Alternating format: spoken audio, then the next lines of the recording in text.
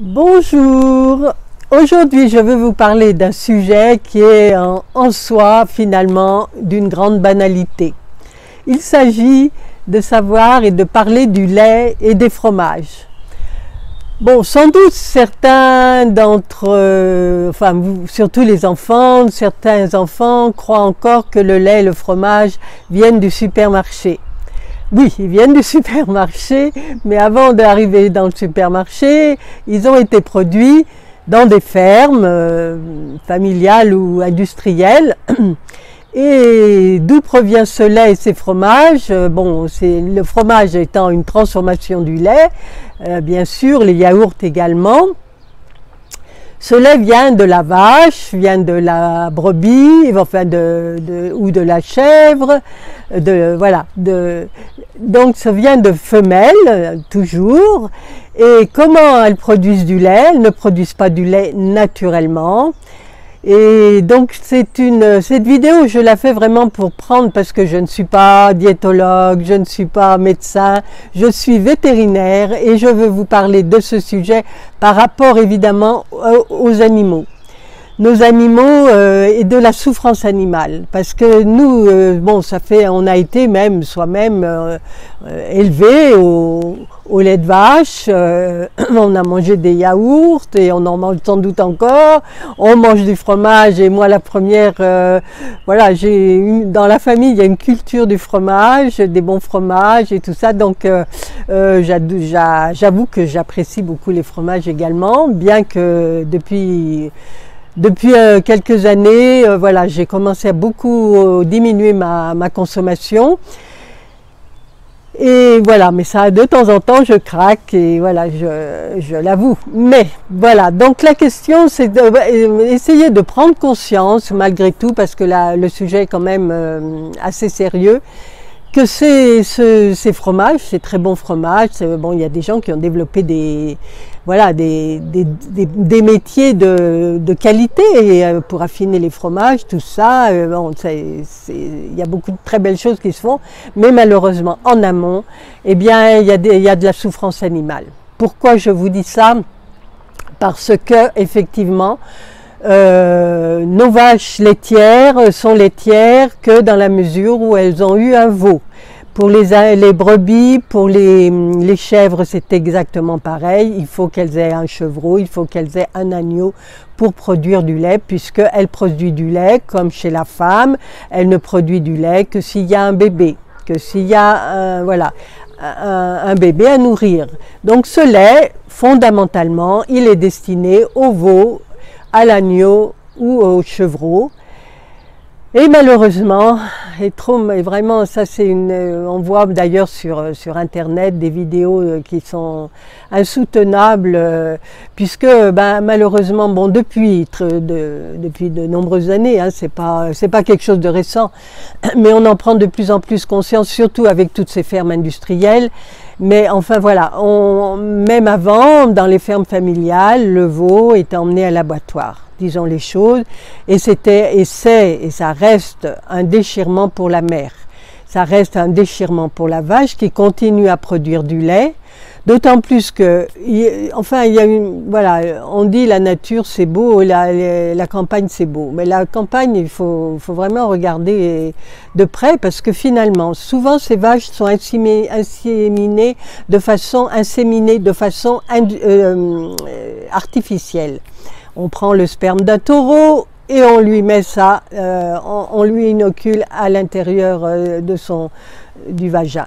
Donc vraiment, déjà c'est pas naturel, elles se sont pas accouplées, donc elles se retrouvent porteuses d'un fœtus, elles développent ce fœtus qui devient un petit veau. C'est la même chose pour les brebis et pour les chèvres. Bon, peut-être chez les chèvres, il y a toujours un bouc, mais très souvent, malheureusement, ils prennent le sperme de l'animal. Donc, il n'y a même pas eu cette relation naturelle qui se fait. Il y a énormément de souffrance, les veaux sont emmenés à l'abattoir, éventuellement, on les laisse grandir un peu, mais sans le contact de la mère. Même si on les met au pré, À la fin de la saison de l'été, ils vont partir à l'abattoir. Donc vraiment, c'est un gâchis, mais sans nom. Donc vraiment, réfléchissons beaucoup à ce fait de boire du lait, au fait de manger des yaourts, de manger des fromages. Même le fromage râpé, parce qu'on croit que ça, voilà, ça sort d'un sac en plastique, et voilà, c'est pas. Mais ça vient du lait de nos vaches. Très souvent, c'est du lait de vache. Donc tout ça en amont, il y a énormément, mais énormément de souffrance animale. Et j'aimerais qu'on en prenne de plus en plus conscience. Si on diminue si on diminue notre consommation, je ne trouve plus mes mots, tellement ça me révolte. Et ça me bouleverse, quoi, parce que voilà, c'est inhumain. Ce qu'on fait subir à nos animaux, c'est absolument inhumain pour une consommation humaine qui n'est pas justifiée, parce qu'il y a une surproduction de tous ces produits qui sont souvent même détruits parce qu'on ne sait pas qu'en faire. Et voilà. Et de plus en plus, de toute façon, les médecins et le corps médical dit bien que le fromage n'est pas un apport de calcium. Ça, on le dit depuis des années, on le répète. Le fromage, les gros mangeurs de fromage font des calculs rénaux.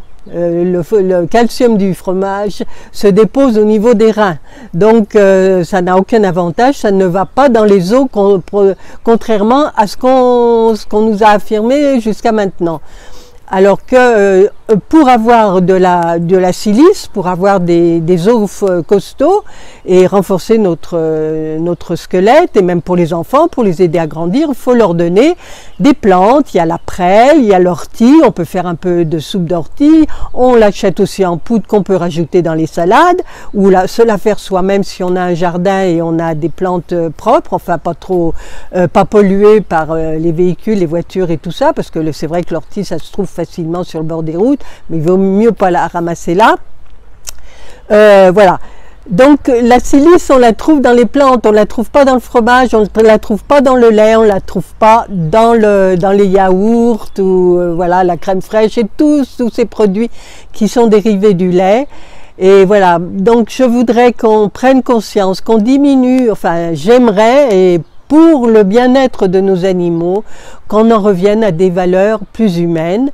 Et qu'on diminue et qu'on prenne conscience quand on achète ces produits-là, qu'on se dise oui, derrière il y a une souffrance, il y a la souffrance de cette vache qui a été séparée, mais il la sépare dès que le veau est né, il est à terre, et il y a déjà le paysan qui arrive et qui prélève le veau, elle a même pas le temps de le lécher. Enfin, c'est des choses absolument, et ça a toujours été fait, hein, même dans mon enfance ça existait déjà, on n'en parlait pas, c'est vrai qu'il n'y avait pas internet, on était moins informés, mais ça a toujours existé, mais c'est démentiel. Alors que dans les peuples, et ça existe encore, les peuples qui vivent vraiment au contact de la nature, qui n'ont pas de supermarché, et ça existe encore heureusement, et qui vivent vraiment voilà, des produits de la nature.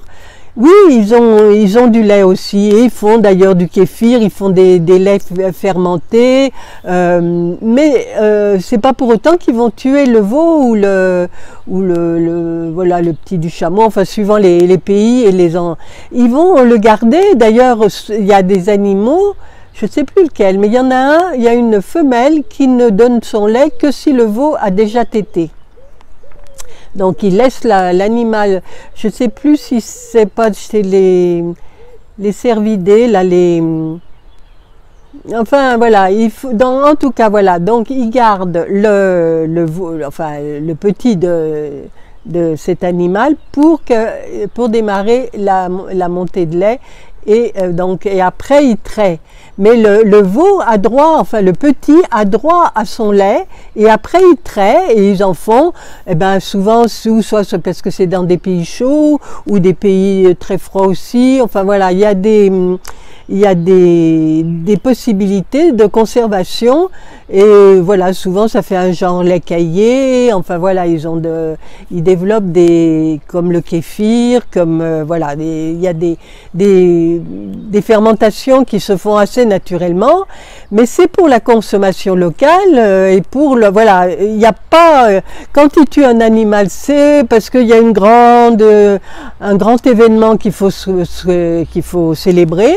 Mais ils ne mangent pas de la viande tous les jours, à tous les repas, et leur animal leurs animaux vivent avec eux dans des espaces, ils sont aimés, disons que c'est normal. Et d'ailleurs, ils sont chasseurs, voilà. Je veux dire, c'est normal de manger de la viande, c'est normal de manger du lait, mais de boire du lait ou de manger des fromages, enfin, suivant la transformation qu'on fait du lait, mais à des doses beaucoup plus raisonnables. Si on baisse notre consommation, quelle qu'elle soit d'ailleurs, mais on arrive à baisser notre consommation, en tout cas de lait et des fromages, et de toutes les transformations du lait, les producteurs devront s'adapter à la consommation, parce que de toute façon, s'il y a demande, ils produisent. S'il n'y a pas de demande, ils vont être obligés de diminuer la consommation. Et tous ces animaux qui sont dans des cages, qui ne profitent pas de la vie, comment peut-on accepter ça? Comment peut-on accepter de boire ce lait et de de consommer ces produits d'animaux qui ont été en souffrance, parce que là on absorbe, sans parler de tous les antibiotiques et les produits qu'on donne à ces animaux pour qu'ils poussent plus vite, pour qu'ils donnent un rang davantage, donc on leur donne des hormones et tout ça c'est restitué et ça reste dans le lait. On a beau le faire bouillir, toutes ces molécules restent dans le lait, donc voilà, j'avais envie de vous parler de ça, de prendre conscience de toutes ces souffrances animales qu'il y a derrière ces produits que l'on achète quotidiennement. Et c'est vrai que dans ces supermarchés, tout est aseptisé, on se rend compte, enfin on oublie très vite l'origine des produits et c'est dommage, et il est grand temps de relier les choses et d'être plus responsable de notre consommation, et en cela on peut aider énormément notre planète à mieux se porter, parce que si nous portons mieux, notre planète se portera mieux et vice versa. Je veux dire, c'est réciproque, on est un avec cette planète, et voilà. Donc c'est un message que je voulais vous transmettre. C'est bien d'y réfléchir et de prendre conscience, mais c'est sûr qu'on ne va pas arrêter du jour au lendemain, on a des habitudes. Voilà, mais sachez qu'en plus le lait on le retrouve dans les biscuits, dans toutes sortes de produits, hein. Il n'y a pas que la bouteille de lait qu'on va acheter au supermarché, il y a tout le reste, tous les produits dérivés, toutes les margarines, les beurres évidemment, les yaourts, les fromages de toutes sortes, les fromages à pâte dure également, tout ce qui est gruyère, emmental, gruyère râpée, enfin voilà, je veux dire, on a des habitudes et trop souvent, on ne se pose pas la question d'où ça vient, comment ça a été produit, même si en plus de toute façon avec les nouvelles normes européennes, il paraît que même dans le bio, on va plus avoir confiance du tout, parce que déjà ils avaient beaucoup diminué et même dans le bio, d'ailleurs, les veaux sont tués pareillement, hein. S'ils veulent du lait, il n'y a pas photo, hein. Donc, s'ils ne sont pas tués, ils sont séparés très vite de la mère. Donc, ils sont élevés, enfin voilà, c'est pas...